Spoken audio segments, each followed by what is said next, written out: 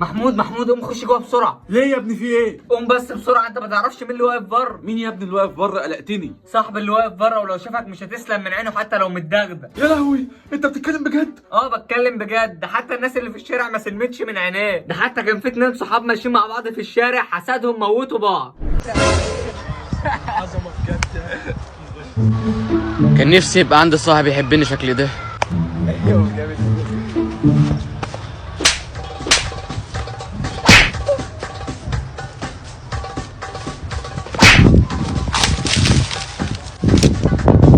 يا نهار ابيض، ده اداله حته رجل موته.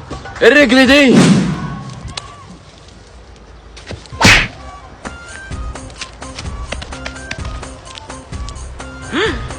ده عنده شويه صحه، وقع وقام زي الوتد.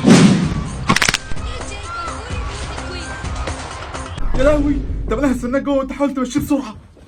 جرى يا جدعان، في ايه؟ هفضل واقف كتير يعني ولا ايه؟ جرى يا عم، في ايه؟ ده كله على ما تفتح؟ ده انا بقالي ساعه واقف برن الجرس. ايه ما سمعتوش؟ مع انه ودانك يعني. الله اكبر. ابوس ايدك ما تكملش، تعال اتفضل بيتك ومطرحك. معلش يا حوده، هقوم بس اخش الحمام. يا رب ما ياخد باله من المطبخ والتجديدات اللي احنا عملناها فيه. بس ايه يا اخويا الشغل الجامد ده؟ جددتوا المطبخ والحاله لعبت معاكم. يا بختكم يا اخي، معاكم فلوس بالشكاير. ايه ده؟ هو في ايه؟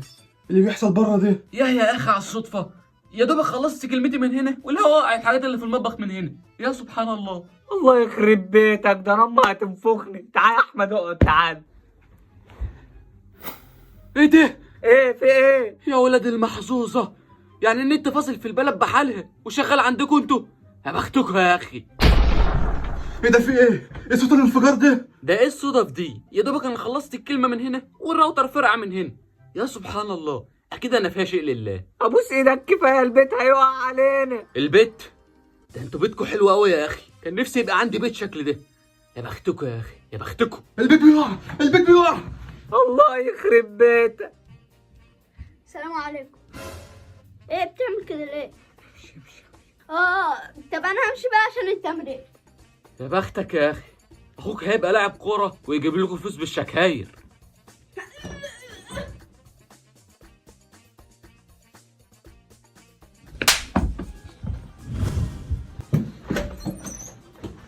وياك اشوف وشك هنا تاني.